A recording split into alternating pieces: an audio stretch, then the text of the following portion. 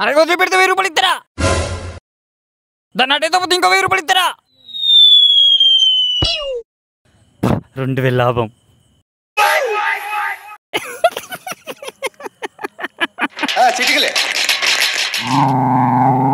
నీకేమైనా తెలివి ఉందారా? క్యాప్టెన్ ఎవర్రా? నేనే.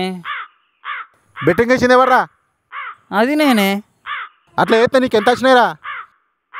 2000. మరి నువ్వు వేసిన బెట్ ఎంతరా? 5000. మొత్తం మీద నీకు బొక్క ఎంతరా? 3000 బొక్క. అరే నేను వేసేత్రా రే.